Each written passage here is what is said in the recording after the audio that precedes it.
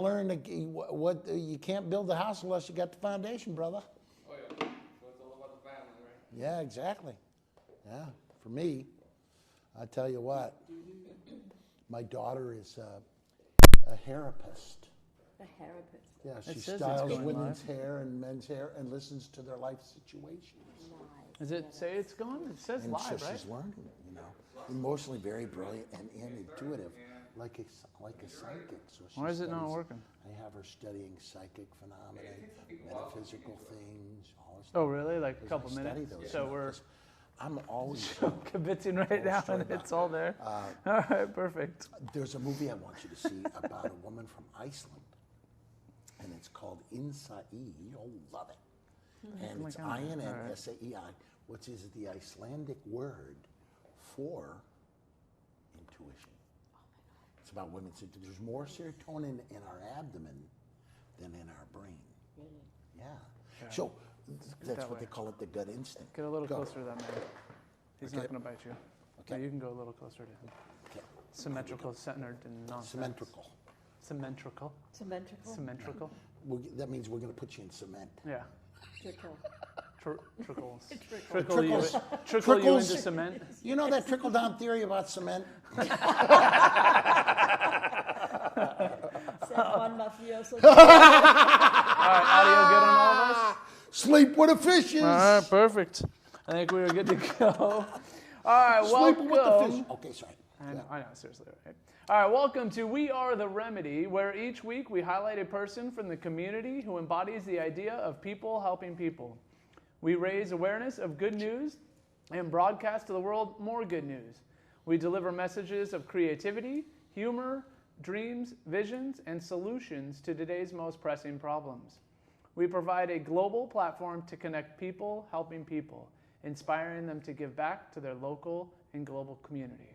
My name's Trevor Henley, founder of Desire to Inspire Studios, here with Michael Pritchard. Hi, everybody. Needs no other introduction. And today we have with us Carola Detrick of Meals of Marin. Hi. So welcome, Carola.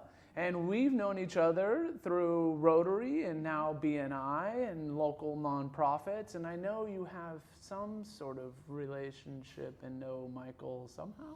Because I love her. I would build a statue of her and shoo the pigeons away. That's how much I love her. Because of the work she does. She's a community unity person. Mm-hmm. She's part of the medicine for a better world. Definitely. Carola. Oh, thank you, It's Michael. cool. You bet. So, Oh, I like you're wearing your robe. tell us about your work with, what you're doing now and what you're helping with now and what I'm going to be helping you with Sunday. Yes, I'm going right. to come up, Yeah. be the MC. It's going to be fun. I feed people. It's been always a passion of mine to make sure that people don't go hungry. It's Right. probably something that comes from how I was brought up. And how was that? In what way? I was did born that? and raised in Germany Yes. and near Frankfurt.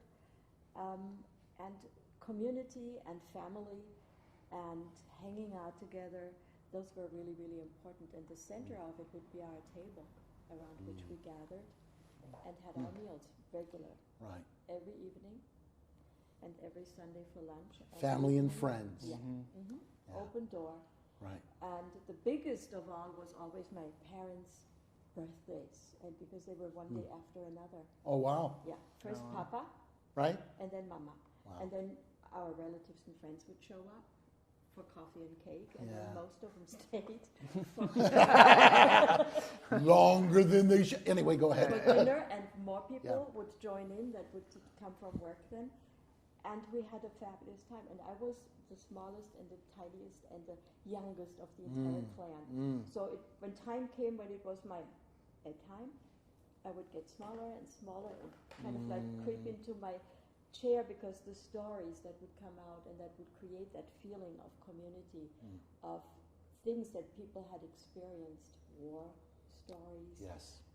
All three of my uncles were in different parts of Europe during the Second World War, and my dad too.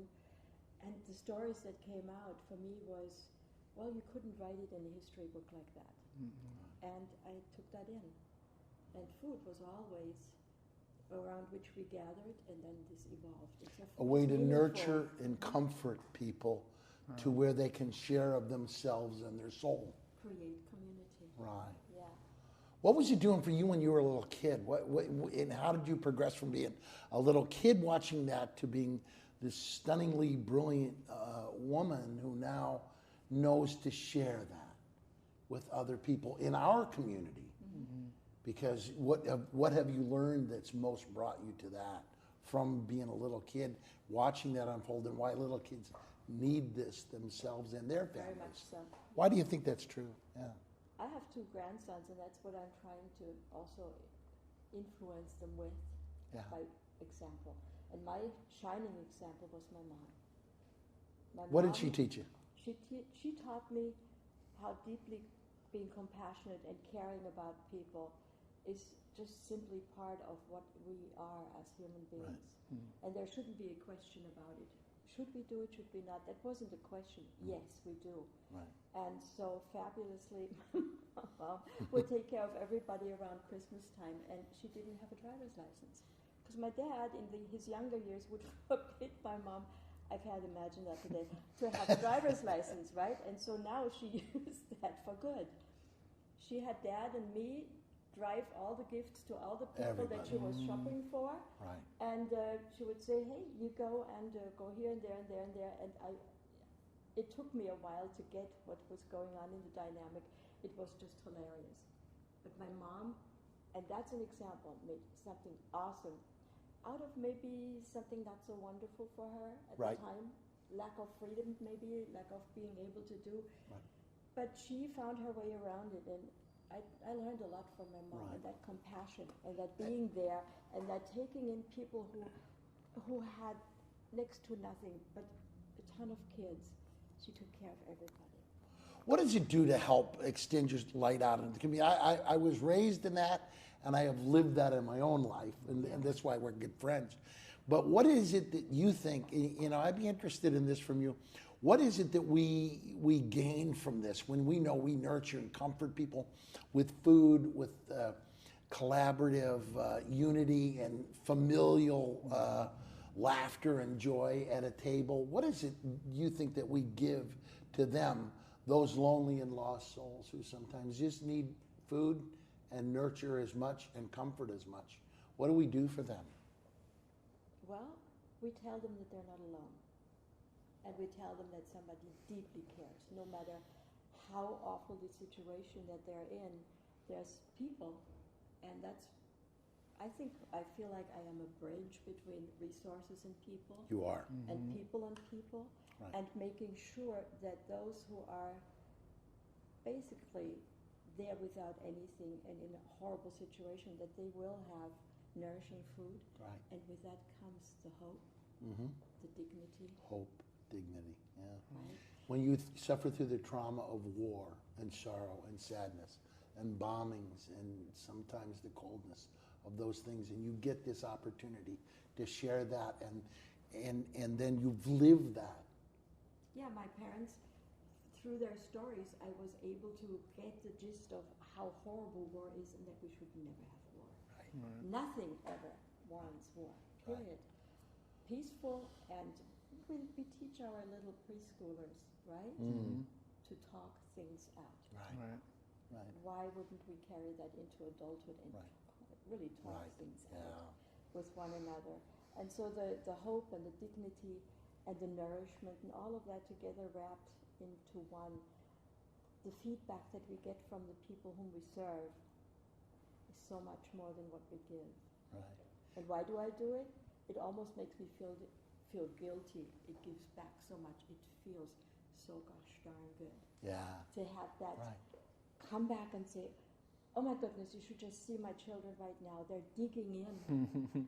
Right. What you are doing is, thank you. That's all. What does it do for your soul as you're watching them just be in joyous, ebullient laughter and a meal and a peace meal, which is, not a piecemeal, but a peace meal, where they're nurtured in family structure, nurtured in community love. Yeah. What does that do for them that you've learned from your childhood that you share every time you do this with them? What it does for them is, again, they know people care. They're not alone. It also So much will prompt loneliness them- out there, right? It will prompt them to turn around once things get better Exactly. and give it. That's what I have learned. That's why Right. I've turned around and say, Right. hey, where it jumps at me now. It's not, I don't have to search. I understand. Yeah. I see it. I Yeah. feel it. It's ingrained, and that's what it does for kids when they have a family where somebody is sick. And right now we are feeding a family of 6, and you would say commonly that lightning doesn't strike twice. It does. That family has 2 stricken with cancer. The dad and the youngest kid. The youngest kid has leukemia and the dad has melanoma. And they're both fighting for their life. Unbelievable. And I called them for a just mundane thing, like we need our little containers back, right? And that was my mission, to just call. And the mom says, oh my God, I just brought the food to the table. You should see the kids dig in. It is just amazing. And then, you know how somebody is laughing real much when Right. they're right next to Right, yeah, crying? yep, right. That's what happened. So we cried together because it was just amazing. And you think things can't get worse, right? This is really bad. Yeah. He lost their home 2 weeks later because they didn't have any money to upkeep that. And I follow them wherever they are, and I bring food because you know what that brings? Stability. Something to count on. Some sort of stability. Some stability, something, a good meal. At least we have a good meal. You know who I met today who's an astounding person? Who? You. Oh dear. Don't make me blush. It's not fair. It's true. Because you not only know the wisdom behind it, you're brain wise, but your heart smart, which makes you a remarkable spirit. And this is important to know and to share this with younger people, because if you want to know what really fills a person, it's not just filling their stomach, it's filling their soul, which is what you're doing right here, right now. Why is it so important to know the 2 things? Fill with the nurture of food, but also fill the soul. Why is it important to know that? And what have you learned, having lived through your family, suffering through the war? But then you learn something so urgently important for our culture right now, because we have some of the wealthiest people in the world and are lonely. And, you know, as you said, life isn't fair. Never is. Right? No. Fair is where you get cotton candy and ride the big wheel. Cotton candy. Normal is just a setting on a dryer, right? Yeah. There is no normal, there is no fair, but here's what I see, and what you're sharing is an inherent soulful wisdom of how to you're not just a survivor, you're a prevailer and an overcomer. Well, I do this because I lost my mom to breast cancer. You know. It changed everything for me. Everything. From the life that I had before, which was being a designer and running around the world and doing the outside stuff. And when my mom... Title of a good book, by the way. Doing the outside stuff. Yeah. Because now you know. My mom pulled me deep into that inside. She knew it all along. And with her last breath, she taught me that there was so much more. So much more. I always believed in the things I could, get with my senses. But that 7th or 6th or 8th or 10th sense, Yes. right? The spiritual sense. That, and it scared me, because somehow on a deeper level I knew once I was opened up to that, there was no way back. Right. And so when my mom passed away, I was with her alone, and I had never been with anybody alone who was dying. And it wasn't, you would think it's really, really sad. You just lost your uncle, and you would think when you're there, it's really, really sad. Yes, it is. And much more than that, it's huge. It is outrageous. And what I got from my mom, you see, she was in a coma, and then she started saying the Ave Maria under her breath all of a sudden after a week of coma. And I took her hand and I finished it with her over and over and over. And at some point in time, she squeezed my hand, and it was like, wow. And she had my hand like that. Yeah. Right like that. Right. And she gave it back to me, my hand. I let go and breathed out, and she was gone. Wow. And I sat there stunned. I knew what had happened, and at that moment, I totally felt held by love. And that's not something you can teach. It's not Oh, but something you do. can tell. You do it every day, and what you do, the work you do, Yeah. you do teach it by nurturing people in their hearts and their soul and their character. You teach it every day by who you are, by what you live, by how you have become, living through what you've lived through to become a person who gives back to the community. It's And you honor, natural for me, really. yes, but you honor your mother. You have learned from your mother the most important soulful lesson. Give of self, and all that you need will be given to you in order to have that journey to share to the next generation and the next generation, like the grandkids, right? Yeah, my little grandsons. Yeah. Do you spoil them? Don't look away. Do you spoil them? I spoil them rotten. Right? Oh, totally. So You will see them.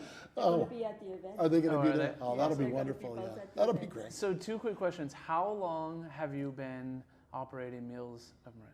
26 years. It was just 26 years. And when it was the 25th, I very silently sat at my table alone, poured myself a glass of champagne, and said, cheers. That's been really good 25 years. Why is it important to celebrate yourself like that? And you know that's true. Why is it important for you to thank you for what you've done? If I don't care for myself, I can't care for anybody else. Right. Amen. And if I have joy in my heart, right? Right. And who can give me joy? I can. And I Yeah. take all the joy that I derive from others Yeah. gladly. But if there isn't anybody around, it's like, this was awesome. Cheers. One glass of champagne, and I was just such a happy camper at that moment. And What was those that moments- contentment like? What was that feeling that passed over you for 25 years of devotion to nurturing people with food, with family, with laughter, with joy? What was it like for you to celebrate I'll yourself tell like you that? a Yeah. tiny little story. My first 2 clients were two people with AIDS. Okay? Wow. And a young man who was like 26 and a young woman in her early 30s with a tiny little 2-year-old. Both of them thin as rakes. And I got them recommended to me. I went home and started cooking up a storm. And I brought the meals there. I met Mark, and he was so ill. And I sat a little bit with him, and he said, I can't believe you're doing this. Why are you doing this? I'm dying. I said, that's why I'm doing it. But, you know, if you didn't feed me, I would die sooner. I said, yeah, but what's the dignity in that? Right. And he goes, yeah, you have a point, right? Yeah, exactly. At least Nobody you die wants- with a full stomach for And God's sake. nobody wants to die alone, right? So You I wanna- held his hand for a little bit, and then I went on and saw Barbara and met her little girl for the first time also. And the little girl goes, will you give me a hug? And I said, sure. Can you pick me up? Yes. So I held her, and I had this little thing in the nook here, and just hanging and relaxing. And then she looks me in the eyes, like kids only can do, and says, are you going to come back? Oh, I yeah. said, yes. Yes. When? Tomorrow, and the day after tomorrow, and the day after. You're really coming back, promise? I said, I promise. Yeah. And so when I had done that, those 2, I got back into my car, drove off, and all of a sudden this wave of joy comes over me. And I sit in my car, and the people next and right to me in their cars, I saw their faces. Because I was going, yes, I did it. Yes, I yes. knew it. Oh my God. Yes. You know, and people go, Yes. oh my God, there's a How miracle. dare you Yes. celebrate life? Come And on. I was just like bebopping along, and then I Yes. thought, Oh, calm down, man. it's all good, you scare the people, can't do that. Yeah. But that was the feeling, and that's the feeling with that little glass of champagne. Yep. Yeah. This inner, yes, we can do that. What was it, 1.2 something million meals later that Right. wouldn't have been eaten? And it started in my kitchen at home. Wait, say that again? 1.27 meals, 1.257 million meals. There you have it. 1.257. In 25 years. Yeah. Yeah. Wow. Yeah. So my kitchen was never the same again. Yeah, I bet. So trashed. And, The burners and were our burned through, community, this and that. Oh man. and our the community the people. is restored Wow. in hope You because know, of it. It's the volunteers that came in. Mm-hmm. Right. You know, they found. What that were you this learning was a from them watching you do it? You showed them the way, you gave them the Community. pathway. Yeah. Right. Huge. There were all kinds of volunteers, and they were all different from all walks of life. Yeah. And each one had this fire within them, that Right. flame that said, I'm here, I want to help. Right. Let's form, and at the end when we cooked the meals and they were all packed up, I was so proud. I have some pictures. We would hold hands around the containers and say a little prayer. Blessing the food. Yeah. Before it went out, just like we did at home. Yeah. So I want to bring it real quick. What's the meal? The meal. Give us an example of a meal, because in my brain, when I first was talking to you and meeting and learning, it ranged from everything from, in my own brain and thoughts was chicken McNuggets to full on, You need to change your six diet. more, no, to the range of like a 6-course, Right. $1,000 dinner. So what is the meal? The meal, first of all, we can accommodate all kinds of different things like gluten-free and dairy-free and vegetarian, even vegan. Vegan is a little bit hard because, to find the right stuff. Right. And then people have allergies and God knows Right. what we can accommodate. But a regular meal would be a piece of either chicken to help you out here. Thank you. Yes, fish, really nice salmon or something like that. We would, or a piece of meat. Protein. Protein. All kinds of wonderfulness there, Mm-hmm. and cooked to perfection. It isn't just schlucked together. Yeah. Veggies, a side dish, a salad, and I just don't give out anything that has sugar in it. So Right. no sweets, no dessert, Right. unless it's fruit. Period. Because I believe we are here to help people get better and not nourish cancer. Yeah. Food is medicine. Exactly. It is. I know. Yeah. On many, many, many levels with Yeah. herbs and stuff, Right. Wow. very much and very important. So that's what a meal looks like. It gets packaged up, cooled down rapidly, and then a delivery for a week comes on a certain day, and then fresh. It's all freshly cooked, and everything is done right then and there. And then people can say, "Oh, I feel like steak today," and then they take the steak, put holes in it, 20 minutes in the oven, and then big meal. And it's a really healthy meal. And we can, for a family of 6, you have to have a lot of food, and we can accommodate that. And so yeah, deeply. That's amazing. That's what it is. Deeply, deeply satisfying. Yeah. That's How do the you- word. How do we extend to the community, because you're a brilliant role model for all these young people who get, they sometimes get what we would call affluenza, wealth, indifference, or they become what I would, sometimes say, indifferent to suffering or sorrows of others, or dispassionate about that.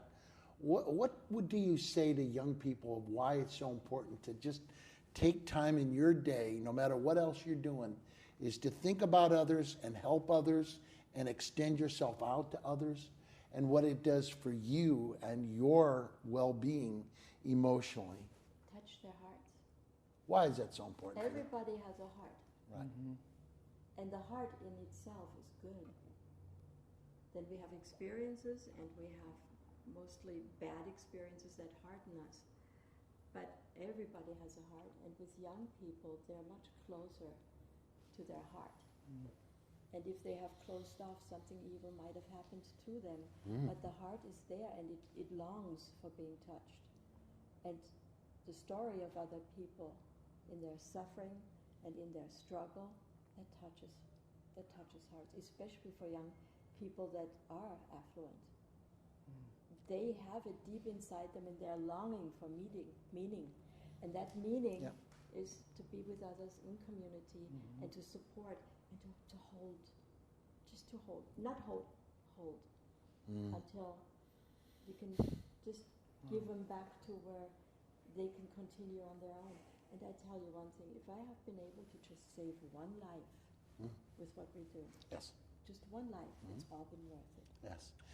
Kids suffer from inflamed entitleitis, which means they're so entitled to the point that when you see them be awkwardly inappropriate to a server in a restaurant, or say something cruel or mean-spirited or ruthless to a kid who's a barista, and then if they could meet you, if they could see you do your work, if they could watch you unfold 1,000,000 meals to 1,000,000 not only hungry people but hungry souls, because you're reminding them we're all interconnected, right? Of course we are. I is illness, we is wellness, right? And when I met this young man, I was like, he was like such a genius, even when he was a young kid in high school. I was like, wow. And it's no surprise to me that I'm sitting here with you and him, because the journey that he was on brought him here. Yeah. And he suffered on the way through, and you suffered on the way. I think all human beings suffer, but what we do with our suffering, It right? ripens the soul. Say it again? It ripens the soul. Wow. It makes What a your great soul line. become and get free, because all the other, it's like an expansion that where the rings that contain you bust and you get free. That's the suffering. We don't see that when we suffer. But How do we get know- out of that prison, Carola? How do we get out of the prison of that suffering making us angry or cynical or bitter or sarcastic? How do we get out of there? Faith. No argument there. That's It's faith. and is it faith in what, do you think? Faith in it all, because we are all part of it. So in German you call the universe all, meaning all. And we are part of all. Right. And if we think we're not, we're different and separate, we're just kidding ourselves. If we remember that, and suffering helps you when you get people coming into your life that suffer and you're willing and able to help and do it, your soul just rejoices. It feels, as I said before, so gosh darn good. You want to do it over and over and over again, and that kind of spills over. And people who have been helped come right back and volunteer and help too. Do you know what the greatest export from Frankfurt to Germany is? Hopefully not the Frankfurter. No, What? you. Oh. Because I was going to say Goethe, as in- not me. yes, it is, because it is in your restorative nature to show people how what happened is not what defines you. It's how we choose to deal with what happens that's important. See, So, that's the gift. right. The gift is really every second, because every second we have the opportunity to make a choice. Every single second, left or right, or forward or back. Every second is a choice. And if we string them together properly, it'll be a good life. Why is it important to welcome the immigrant? Because they're people and they're part of it all. They're just like us. I'm an immigrant. Right? Well, I can't hide it. Yes, that accent, it gives you away right That's away, right. right from the... But who are we to say this is mine? We borrow this part of You live earth. that Yeah, yeah. in your giving food. Yeah. You live that. You know, there is nothing there where you can exclude others from having the same. We should all share in what we have. Stone soup, it's the basic example. Tell them what stone. Yeah. Some folks don't know that. Tell them what stone soup is. Yeah. Well, the tale goes that there was a wise man coming into a village that suffered very much from hunger. And he said, "We're going to make stone soup for all of you." And they said, "Stone soup?" "Yeah, I put the first stone in." big pot of water and boil it, and another stone. And if you have anything lying around in your house, anything at all that can be eaten, bring that with a stone. So people brought a stone. You put then the other stones aside, and each one of the people just brought something else. A little bit of cabbage, maybe a carrot, maybe something left over from the day before. And every person of the village, oh my God, this is cool. So that's what people do. Others do something that looks like fun. What do I have? Community. So there's this big pot, and from 3 stones in there, it turned into this humongous, amazing soup that everybody had contributed to. And whatever it was that each one of those people had wouldn't have been enough to feed them, but this humongous soup fed all. That's the stone soup. And nobody's denied a meal, correct? Nobody's denied a meal. Absolutely not. It's basic. Basic human dignity is what we need to honor. And if we don't forget that we're part of all. Connection, right? Yeah, Einstein said what I just said before. It was like, if you think that you're different and separate from it all, you're just simply fooling yourself. We have in the world right now, in Britain, there's a minister of loneliness who's a woman who is appointed cabinet level position by Theresa May to be a minister to go out to the lonely and help them. And just share with people why it's so important when you're sailing. What does it do? What have you noticed for the lonely folks that you've met on your journeys? What does it do for them to just have somebody deliver food? It sure gives them hope. And it gives them that feeling that they are actually be part of a bigger thing, and that they're connected with others. And if they stay the course, meaning not exiting, Right. if they stay with us, their gifts are very precious. And that's what a meal reminds people of, because they have something too that they could give, like the stone soup. They're just like that. It makes it all bigger, and everybody, once they get that, once that is reignited inside them, they want to be part of the community again. That young woman with her 4 children and the ill husband, they have been struggling so hard. And when I called, she says, "How can I help?" And I was just like, "What? No, you're doing so much wonderful stuff for us. I can't believe it. And your patience when I don't give back the packaging, it's just, what can I do?" I said, "For the time being, absolutely nothing. Just everybody gets well. And Just when everybody receive. is good again." Yeah. And there is a time for us to give. And there is also a time to receive. And if you can't receive, life is going to hit you over the head until you will. There's some good lines there. Yeah. That's True. a brilliant line. You have to open up Yeah. to receive. Yep. You know what I see with women who have breast cancer, and that's just something, my own observation. Each and every one of those clients with breast cancer was the first to say, "Oh, I don't really need that, give that to somebody else." And I said, "Well, what are you eating?" "Well, I'm going to scrape something together." To which then, knowing my mom who had breast cancer, Yes. I said, let me tell you a little story. My mom had breast cancer, and the most predominant thing was that she always, always, always was there for others, and there was very little left then for herself. I learned from that. Let me give that to you. You need to be able to receive, and if you can't, you will have a hard time healing. You've got to open up. And once you do, you let people in, they will do what it takes for you to restore, to get better, to at least feel better. And nobody knows. You don't know when you're going to go, or when your time is, just like with your uncle. Right? We don't know that. What needs to be will be.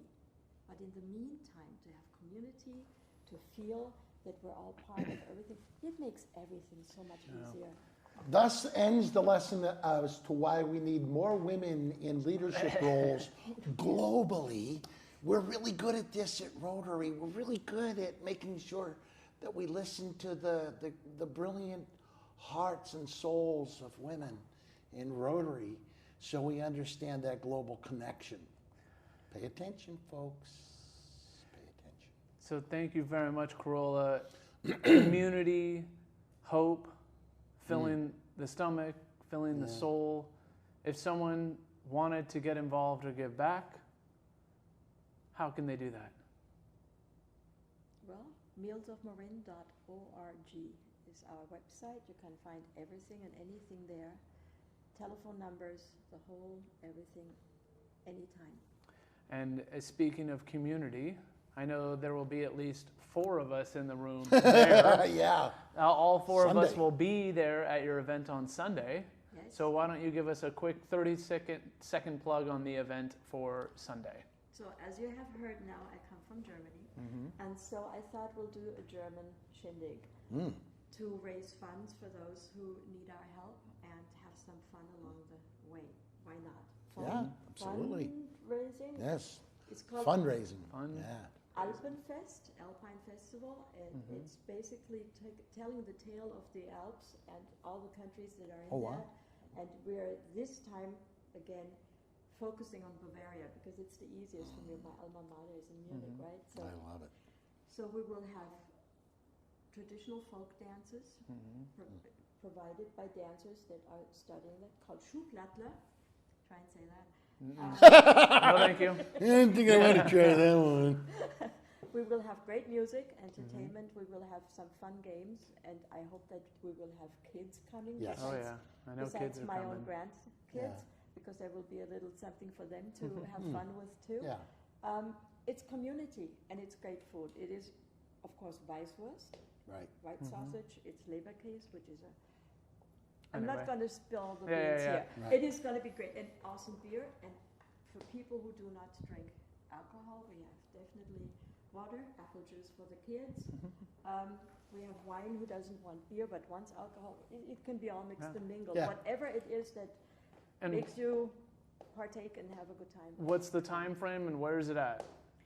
Marinwood Community Center, Sunday, the 28th of April, 4 to 8 p.m. Beautiful. Boy, wait. Awesome. Yeah. I will be there. I will I'll be be there. emceeing. Yeah. I hardly ever eat. Well, thank you very much for joining us again this week on We Are the Remedy. Thank you very much, Carola. Thank you, my pleasure. Thank Most you. definitely. And maybe we'll see you Sunday for a community event, Love you, giving love you. back and getting involved and raising hope, raising meals, raising funds, and filling all of our souls. So thank you very much and have a great week. Go out there, smile, share some stories of people helping people, and we will see you next week. Be the remedy. Be the remedy. And the awkward silence.